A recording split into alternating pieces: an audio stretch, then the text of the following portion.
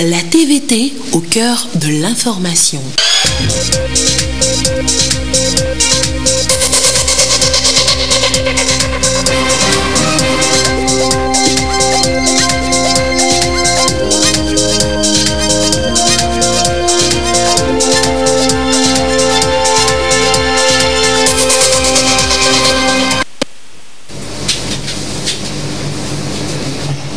Il est l'heure du journal sur la télévision togolaise. Madame, monsieur, bonsoir. Et voici les titres de cette édition. Quelles sont les missions de l'Agence nationale de promotion et de garantie des PME-PMI ANPGF? Les entrepreneurs du Grand Cloto l'ont découvert cette semaine au mercredi de l'entrepreneur. Voulez-vous maîtriser votre consommation d'électricité et éviter tout gaspillage? Eh bien, restez avec nous et vous découvrirez le tout nouvel appareil Made in Togo, conçu pour cela. Et puis pour tous ceux qui sont amateurs d'art et qui apprécient les œuvres de maître Paul Haï, vous pourrez désormais mieux les comprendre. Les détails dans ce journal. Voilà donc pour les titres. D'abord, le président de la République Faure Eswatini Nyasimbe a reçu hier un message de son homologue guinéen Alpha Condé. L'émissaire du chef d'État guinéen n'est autre que son conseiller Timbou Camara, qui a évoqué avec le président de la République Faure Nyasimbe la coopération entre les deux pays. Nous écoutons l'émissaire guinéen au micro de Ramdan Fassina. Nous étions porteurs d'un message du président de la République de Guinée, son ami et frère, le professeur Alpha Condé. Vous savez que le Togo et la Guinée, dans le cadre de la CEDEAO, mais au niveau bilatéral, entretiennent des relations d'amitié et de confiance. Et de temps en temps, il est important que les deux chefs d'État échangent aussi bien sur les questions liées à l'évolution des processus internes que des questions de sécurité qui concernent l'Afrique confrontée à ce défi qui est fondamental. Et dans un communiqué, le président de la Commission électorale nationale indépendante, CENI, porte à l'attention des chefs de partis politiques, des candidats indépendants, que les spécimens des bulletins de vote pour la campagne électorale peuvent être retirés à compter de ce jour au siège de la CENI et à partir de demain, lundi 24 juin 2019, à 8 h dans toutes les commissions électorales locales indépendantes CELI. Le président de la CENI tient à remercier tous les candidats pour leur patience. L'Agence nationale de promotion et de garantie des PME-PMI se dévoile lors du mercredi de l'entrepreneur de ce mois. Et ce sont les chefs d'entreprise du Grand Cloto qui ont découvert les missions de l'agence, mais également comment constituer un dossier de demande de financement. Voyons tout cela avec Komu Poyodi. Ils sont de différents secteurs d'activité, ces femmes et hommes entrepreneurs de Cloto, à répondre à cette rencontre d'information et de formation sur les opportunités d'accès à un accompagnement financier afin de mieux fructifier leurs entreprises. Une initiative du gouvernement togolais qui s'inscrit dans la logique de lutte contre le chômage, surtout chez les femmes et les jeunes. Plusieurs exposés bien conçus pour la circonstance ont permis aux responsables de l'Agence nationale de promotion et de garantie de financement, la NPGF, d'outiller ces entrepreneurs sur les conduites à tenir, notamment les techniques managériales et comment constituer le dossier de demande de financement. Nous apprécions la démarche de l'agence parce que nous voyons aujourd'hui qu'on n'est pas informé et qu'il y a beaucoup de choses qui vont nous avantager, surtout nous dans notre secteur de l'hôtellerie, des bars et restaurants de Kpalimé, qui constitue le poumon de Kpalimé. Nous pensons qu'avec les informations reçues aujourd'hui de l'agence, nous allons améliorer et professionnaliser le secteur de l'hôtellerie à Kpalimé. L'Agence nationale de promotion et de garantie de financement est une structure d'appui et d'encadrement des PME-PMI. Elle sert d'intermédiaire entre les promoteurs et les institutions financières. Elle joue donc le rôle de facilitateur. Mais encore faut-il que le bénéficiaire soit togolais et dispose d'un dossier de demande fiable. Nous avons constaté que beaucoup d'entreprises qui nous ont sollicité nous n'avons pas répondu à la sollicitation, aux demandes de toutes les entreprises qui nous ont demandé de l'accompagnement financier. Parce que le dossier est mal monté ou alors parce que nous avons jugé le dossier peu rentable pour être remboursé. En réalité, pour bénéficier d'un accompagnement de la NPGF, le promoteur nous adresse une demande écrite dans laquelle il précise s'il s'agit, parce que nous avons deux types d'accompagnement, accompagnement technique et accompagnement financier. Donc dans sa demande, le promoteur nous précise le type d'accompagnement sollicité. Est-ce qu'il s'agit d'un crédit? Si tel est le cas, il faut essentiellement un business plan, le plan d'affaires qui détaille le projet avec les études de marché et autres. Il doit également nous fournir les documents administratifs à l'entreprise elle-même, notamment savoir si c'est une entreprise qui est enregistrée au registre du commerce du crédit immobilier.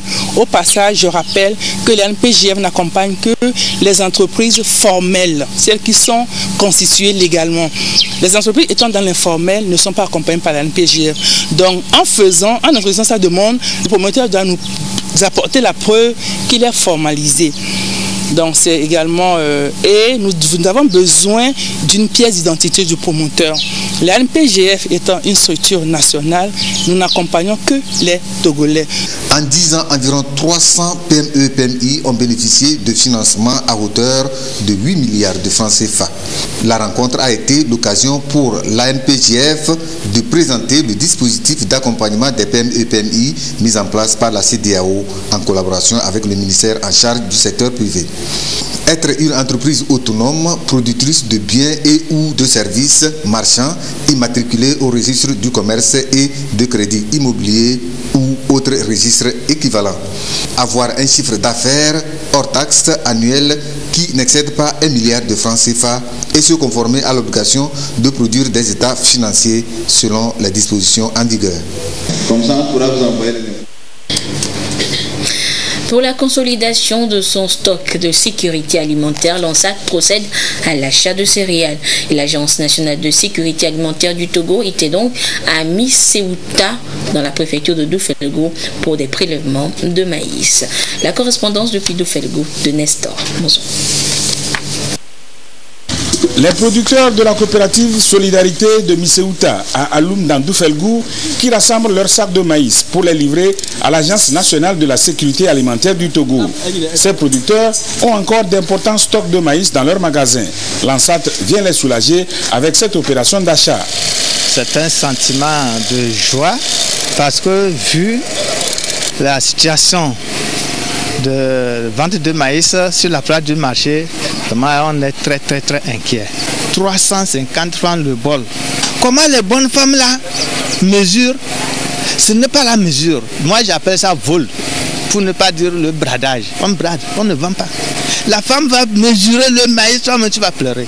Vraiment je remercie ANSAT de cette initiative en notre faveur.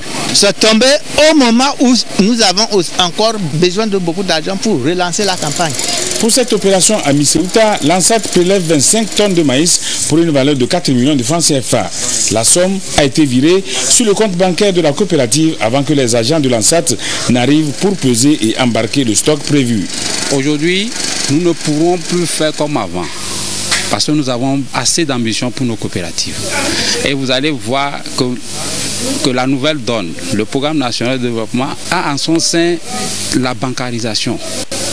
La bancarisation, c'est de familiariser nos coopératives avec les banques.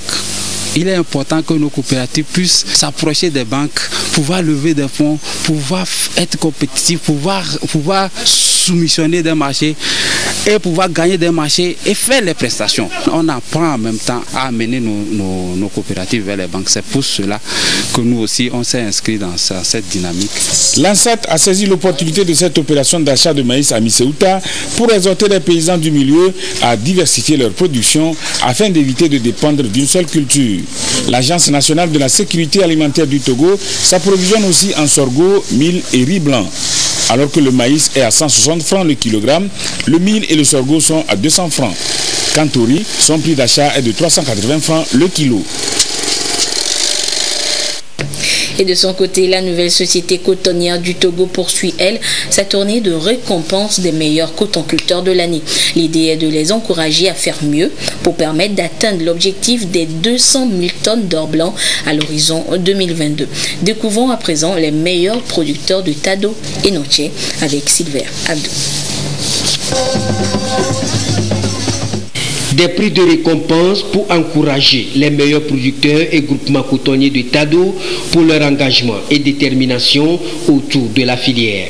La NSCT, nouvelle société cotonnière du Togo, a entrepris cette politique d'émulation pour inciter les producteurs à redoubler d'efforts pour la production cotonnière à grande échelle, destinée à répondre à l'objectif du gouvernement, celui d'améliorer le rendement à l'hectare pour relever les défis des 200 000 tonnes à l'horizon 2022. L'esprit est de créer l'émulation au niveau des producteurs, de créer une certaine compétition et à partir de cette compétition de reconnaître les meilleurs. Et à travers cette reconnaissance des meilleurs, c'est en même temps avoir l'engouement de tous les cotonculteurs autour de la culture du coton. Ceci permet donc, comme vous l'avez constaté, les prix reprises par exemple, ces prix sont décernés, les prix reprises sont décernés au GPC qui avait abandonné le coton et qui d'un seul coup, après la reprise du coton, atteignent un niveau de 40 tonnes. Plusieurs producteurs ont été donc primés à Tado, tout comme ici à Noche, dans le Hao. Il ressort que ces meilleurs producteurs ont emblavé de grandes superficies avec une production du coton de qualité, respecté les itinéraires techniques avec un meilleur rendement à l'hectare. Lorsque on a lancé la campagne, je me suis informé et j'ai pris à temps les mesures pour pouvoir commencer à faire mes champs. C'est ça qui m'a permis aujourd'hui à être primé. Sinon j'ai semé à temps, j'ai récolté à temps, j'ai vendu à temps. C'est ça qui m'a permis aujourd'hui à être premier parmi les chefs qui ont gagné. Les producteurs se sont mis et à la fin de leur production, on a pu recenser ceux qui ont produit le coton et il y avait des critères de sélection. Ces critères étaient entre autres la superficie à emblaver. Donc en termes pour les producteurs, il fallait emblaver 5 hectares pour être dans la compétition. Et c'est ainsi, les producteurs qui ont emblavé à partir de 5 hectares, il fallait regarder maintenant le critère déterminant, c'est le rendement. Il y a la production qui détermine le rendement. Le rendement, c'est la production sur une superficie donnée. Donc, la production sur l'hectare. Donc, le rendement qui était prévu, qui est prévu pour qu'un producteur qui a fait 5 hectares puisse être admis à ça, il fallait faire 1 tonne 250 sur l'hectare. Cette cérémonie de remise de récompense aux meilleurs producteurs et organisation des producteurs de la campagne 2017-2018 marque ainsi le lancement de la campagne 2019-2020 où les producteurs du coton entendent mieux faire pour améliorer le rendement à l'hectare en vue d'atteindre les objectifs fixés par le gouvernement togolais. Et dans le reste de l'actualité, il faudra retenir ce chiffre record publié par l'ONU cette semaine. 70,8 millions, c'est le nombre de personnes déplacées fin 2018 et le phénomène s'accentue avec les récurrentes attaques terroristes dans le monde et surtout dans le Sahel. Que peuvent alors faire les différents États? Décryptage ce soir avec Augustin Kossi. 70,8 millions de réfugiés et déplacés dans le monde en fin 2018. Un record jamais égalé de personnes déracinées. Des hommes, femmes et même des enfants innocents contraints à l'exil en cause des guerres, des violences, des menaces et persécutions. Selon le rapport du Haut Commissariat des Nations Unies pour les réfugiés, ce nombre est en situation prolongée de 15,9 millions en 2018. 9 pays sont entrés dans cette catégorie, notamment le Kenya, le Soudan et l'Ouganda qui accueillent désormais plus de 25 000 Sud-Soudanais depuis 5 ans. Sur les 70 millions de personnes déracinées à travers le monde, on note 25,9 millions de réfugiés, 3,5 millions de demandeurs d'asile et 41,3 millions de déplacés internes. Cette situation consécutive aux guerres, aux violences et aux persécutions ont propulsé des déplacements forcés. Et les pays en développement sont les plus massivement touchés. En Afrique, Elle est beaucoup plus préoccupante, notamment dans la zone subsaharienne qui abrite plus de 26% des réfugiés du monde entier. Et pour cause des conflits internes, des menaces terroristes et djihadistes et la montée en puissance de l'extrémisme religieux. De nouveaux conflits et menaces viennent s'ajouter à cela, en l'occurrence la crise libyenne et soudanaise. Dans l'espace CEDEAO, la problématique de la protection des réfugiés est presque devenue un véritable enjeu de développement. C'est le cas de la Côte d'Ivoire, du Burkina Faso et du Niger qui accueillent, outre les déplacés internes, des réfugiés maliens ou des Nigériens. Selon l'ONU, les attaques contre les villages de Gangafani et de Yoro au Mali, près de la frontière Burkina Faso, ont fait 41 morts et ont entraîné 750 personnes déplacées le lundi du 7 juin dernier. Ces violences, nées en 2012, se sont propagées du nord vers le centre, voire le sud. Des zones entières échappent au contrôle des forces maliennes, françaises et onusiennes. Un phénomène que connaissent également le Burkina Faso, le Niger, atteignant même les pays côtiers. De plus, le conflit libyen et soudanais, les violences de Boko Haram au Nigeria ne cessent de produire un grand nombre de réfugiés et de déplacés. Alors que la force conjointe du G5 Sahel semble avoir du plomb dans l'aile, les forces multinationales effritées et que la force française Barkhane et la MINUSMA peinent à trouver une formule adaptée aux menaces terroristes et djihadistes, une seule option s'impose, une synergie d'action pour prévenir d'abord les déplacés et puis gérer efficacement les flux des déplacés. Isolée, aucune nation ne pourra venir à bout du fléau. Il faut donc une approche commune devant enrayer les crises et menaces terroristes dans l'espace communautaire. Retour en page nationale avec ce qui va intéresser bon nombre d'entre nous. Un appareil qui permet de gérer minutieusement la consommation électrique et éviter ainsi le gaspillage. Son inventeur est togolais et il a présenté cette semaine. Medina Salami pour le compte rendu. Le gestionnaire répartiteur de courant, GRC, est une solution au problème de gestion d'énergie électrique. Ce boîtier électronique programmable selon les besoins apporte des solutions au gaspillage et partage d'énergie dans les ménages. Il est de trois types avec plusieurs fonctionnalités, notamment la programmation de la consommation, l'allumage et l'inspection des appareils. Le GRC est conçu par le Togolais Venance Péré. Le GRC est de la catégorie des additionneuses électriques. Sauf que chez nous, il y a des fonctions supplémentaires. Ça permet de gérer les ampoules extérieures allumées automatiquement, éteindre automatiquement, sans que les usagers le fassent chaque jour. En entreprise, ça permet aussi d'attribuer la consommation à chaque agent, chaque bureau, chaque matériel, pour qu'il n'y ait pas de gaspillage. Cette technologie innovante, selon le président de la Chambre de commerce et d'industrie du Togo, mérite un soutien de tous. C'est un dynamisme avéré. C'est une fierté pour moi de voir les opérateurs économiques locaux lancer des idées et faire en sorte que ces idées soient matérialisées par des produits innovants. C'est le PND, l'accompagnement pour le plan national de développement, qui est mis en place. Cet appareil électronique a une durée de vie de 10 ans. Il apporterait une solution crédible pour mettre fin aux soucis récurrents de gestion d'énergie électrique dans les ménages. L'ambassadeur plénipotentiaire du Gabon près le Togo, le Ghana et le Bénin est arrivé en fin de mission.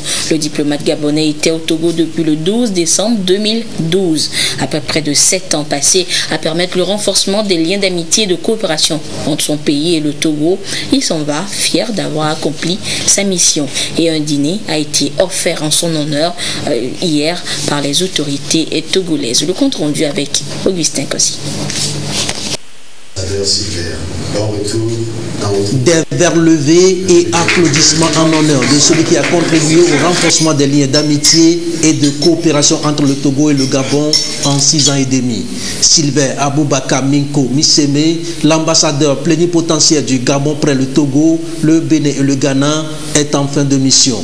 Au terme de son odyssée diplomatique, Il est convié à cette soirée dînatoire par Robert Doucet, ministre des Affaires étrangères, de l'intégration africaine et des Togolais de l'extérieur. L'émissaire de la diplomatie gabonaise au Togo décembre 2012-juin 2019 aura gardé d'énormes souvenirs, des moments inoubliables. Ces 6 années sont passées tellement vite que nous avons l'impression de n'avoir passé au Togo que quelques mois. Nous avons en l'occurrence noté l'humilité, l'hospitalité, l'ouverture d'esprit, la résilience quotidienne aux difficultés de la vie, la créativité et l'ardeur au travail du peuple togolais. Au Togo, j'ai eu l'honneur de rencontrer des hommes de valeur, en tête desquels son Excellence, Monsieur le Président de la République, Faure Essozimana Gnassingbé, dont la vision a littéralement changé politiquement et économiquement le visage du Togo depuis notre arrivée. Monsieur le ministre, votre pays a un grand homme à sa tête et je souhaiterais que vous lui transmettiez nos sincères remerciements pour tous les efforts consentis pour le renforcement des relations entre nos deux pays, d'une part, et d'autre part, entre la CEDEAO et la CEEAC. Au niveau bilatéral, votre dynamisme nous a permis d'organiser les visites de travail et d'amitié des présidents gabonais et togolais et de conclure la signature de plusieurs accords entre le Togo et le Gabon, donc notamment le dernier relatif à l'exemption des visas pour les titulaires de passeports diplomatiques ou de services. L'accord en matière de lutte contre la traite des enfants, un accord qui nous permet donc de régler, on l'espère, une fois pour toutes, le problème de traite des enfants entre le Togo et le Gabon. Le Togo et le Gabon entretiennent de très bonnes relations dans plusieurs domaines. Sylvain Aboubakar Minko Miseme, celui qu'on surnomme le doyen du corps diplomatique au Togo, a imprimé une nouvelle dynamique à la coopération entre Lomé et Libreville à travers divers accords. Pour la diplomatie togolaise, il est un travailleur difficile à oublier. Sylvain, par son travail, nous a marqué. Son sens de la responsabilité en tant qu'ambassadeur de son pays, le Gabon, et sa lourde responsabilité surtout, qui lui a permis de défendre le Gabon et de porter les ambitions du Gabon dans le monde, et particulièrement au Togo, nous a marqué. Cher Sylvain, sous votre magistère, les relations de coopération entre le Togo et le Gabon se sont énormément renforcées. Vous aviez eu à être témoin ou auteur, je dirais, du sommet CEDEAO, CEEAC, organisé entre la commission de la CEDEAO et celle de la CEEAC, et surtout sous la présidence effective de votre président, le président Ali Bongo Ndimba, et du président togolais Faure Essozimana Gnassingbé. Nous avions eu dans le passé des problèmes liés à la traite des êtres humains entre le Togo et le Gabon. Et sous votre magistère, aujourd'hui, nous sommes en train de résoudre ces problèmes qui concernent particulièrement les jeunes filles par un accord. Le temps des adieux a été marqué par un présent. Le diplomate gabonais achève sa mission au Togo. Il sera certainement attendu au Maroc pour une nouvelle aventure diplomatique. Ce dimanche 23 juin, des personnes psychologiquement vulnérables sont célébrées, les veuves. Et pour redonner le sourire à ces femmes qui ont perdu leurs époux, le Fonds Davo leur a organisé plusieurs activités. Le point avec Serge Testom et Ferdinand Diassoa. Des soins de santé offerts gratuitement aux femmes par le Fonds d'aide aux veuves et aux orphelins Fonds Davo. Cette action, qui se situe dans le cadre des manifestations de la célébration de la Journée internationale des veuves, prend en compte la participation de celles-ci face aux enjeux du développement durable. D'où la nécessité pour cette couche de la société de jouir d'une bonne santé. Nous avons fait un bilan de santé. On a découvert des pathologies qu'on va essayer de soigner. Je profite pour lancer un appel à toutes les bonnes volontés d'aider les veuves car elles souffrent de pathologies, des pathologies des fois lourdes. Et si on n'aide pas la veuve à vivre, à survivre, nous aurons des orphelins sur les bras. Et ce sont ces orphelins qui vont devenir les enfants des rues. Va devenir des problèmes de société. Dans le cas du PND, les ONG aussi veulent contribuer à l'effort que le gouvernement fait, mais vont bénéficier déjà des fonds FNFI 2 fois. Elles ont bien remboursé. Et Fondavo veut soutenir cette action en complétant ce que le gouvernement donne. Le Fondavo, aux côtés des veuves depuis 25 ans, œuvre pour leur épanouissement. Et justement, pour leur permettre de s'auto-prendre en charge, le fonds va bientôt bénéficier d'un partenariat avec une microfinance de la place qui va leur accorder des microcrédits en vue d'entreprendre des activités génératrices de revenus. Fondavo a toujours célébré avec les veuves membres de son association. Et nous avons eu à faire les bilans de santé. Et le samedi, on était là pour les activités sportives. Fondavo soutient nos enfants. Nous sommes tellement animés d'une grande joie en ce jour qui est le jour qu'on puisse se souvenir au moins de la veuve qui est oubliée de toute la société, même de sa propre famille. Moment de louange et de prière, prestation de chant choral, la présente célébration est une marque d'action de grâce au Seigneur.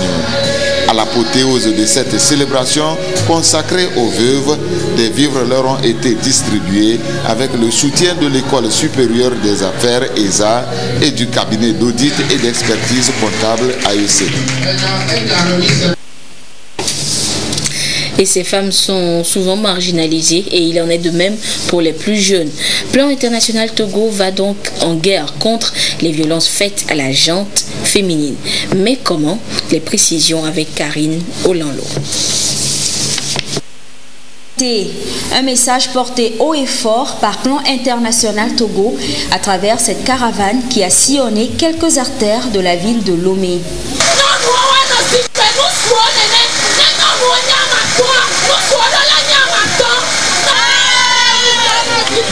L'ambition première des initiateurs de cet événement est de lutter contre les pratiques sociales qui violent les droits de la gente féminine. Plan International avec les partenaires a décidé de lancer la campagne aux filles l'égalité qui va durer 5 ans pour alerter encore une fois l'opinion publique sur l'égalité des filles. L'égalité parce que depuis plusieurs années, Plan International, ses partenaires et l'État togolais ont travaillé pour améliorer les conditions des filles. Mais jusqu'à ce jour, il y a encore des inégalités. Inégalités qui freinent la promotion ou l'égalité de chance des filles. Donc nous travaillons pour donner plus d'opportunités, plus de chances à la fille d'avoir accès aux mêmes opportunités qu'aux garçons. Cette campagne de sensibilisation des filles et jeunes femmes s'est déroulée simultanément dans les autres villes du pays. Elle interpelle également les parents à jouer leur rôle d'éducateurs pour l'épanouissement et l'émancipation des jeunes filles. Les parents sont nos premiers alliés. Étant donné que les enfants sont issus des familles, nous allons travailler avec les parents pour qu'ils donnent les mêmes chances aux filles qu'aux garçons dans leur cursus scolaire, dans les opportunités pour leur développement. Sur le plan international, cette campagne se présente comme une stratégie de mise en œuvre des objectifs de développement durable ODD. Elle tire sa légitimité, notamment à son axe 5. Cette activité de sensibilisation bénéficie du soutien du gouvernement qui a fait de l'égalité et équité genre une des priorités. La toute première œuvre monumentale de feu Paul Aïe, qui se dresse dans l'enceinte de l'INSET Seniti, dispose désormais d'un panneau explicatif et descriptif. Une idée pour permettre une meilleure compréhension de l'œuvre par les profanes. Voyons tout cela avec Luc Assis. Du haut de ses 6 mètres, ce monument baptisé Force Vive est la toute première œuvre réalisée par l'artiste polyvalent Paul Aïe dans la ville de Lomé. Imposante et massive, elle a été réalisée à partir du sable, du gravier, du fer, du ciment blanc, de la peinture acrylique et des mots. Une des principales œuvres de Paul Aïe, Force Vive représente 3 personnages aux formes géométriques. Les deux mains tendues vers le ciel ajoutent à l'œuvre un mouvement ascendant. L'artiste togolais symbolise à travers cette statue monumentale la famille, l'espoir, l'union et la force du peuple togolais dans l'édification de bases solides pour l'avenir. Les élèves du lycée français de Lomé mettent en exergue cette statue à travers l'installation de ce panneau descriptif et explicatif. Cette œuvre, pour moi, elle montre l'avenir du Togo. C'est-à-dire que, comme on peut voir, les têtes regardent l'horizon, ce qui peut nous amener à penser à l'avenir et à nous dire que le peuple togolais devrait regarder vers l'avenir. Ce projet m'a appris beaucoup de choses, m'a appris à analyser des œuvres, à voir au-delà de l'aspect esthétique, mais à essayer de voir la signification des œuvres. Donc grâce à la classe de patrimoine, maintenant quand je verrai une œuvre, que ce soit celle de Paul Haï ou d'un autre artiste, je penserai à voir les lignes de force, à analyser, à essayer de voir ce que l'artiste a voulu dire avec cette œuvre. La pose de ce panneau est une initiative conjointe du lycée français de Lomé, de la Commission nationale de la francophonie du Togo et de l'université Senghor d'Alexandrie. L'idée est de rendre hommage à l'artiste en prolongeant la vie de l'œuvre en termes de valorisation touristique. On s'est assez vite rendu compte que l'œuvre n'était pas assez valorisée, en tout cas par des panneaux qui permettraient de saisir le sens de ces statues. Une première finalité pour nos élèves qui découvrent par ce travail l'analyse d'œuvres d'art, la description d'œuvres d'art, l'interprétation d'œuvres d'art. Et ce projet permet aussi aux élèves de créer vraiment un lien fort avec leur patrimoine local qu'ils voient tous les jours. On a vraiment des statues de Paul Haï qui ponctuent la ville à divers endroits. Et bien sûr, une autre finalité aussi très importante, c'est de valoriser l'œuvre de Paul Haï et de valoriser également le patrimoine artistique et culturel togolais. Réalisée en 1989, cette sculpture exceptionnelle qui loge dans l'enceinte de l'INSED a été restaurée en 2016 par Ayaba Emmanuel Massassi grâce au Fonds d'aide à la culture FAC. Et voilà, ainsi se referme cette édition. Merci de votre fidélité à la télévision togolaise. Excellente suite de nos programmes. Au revoir.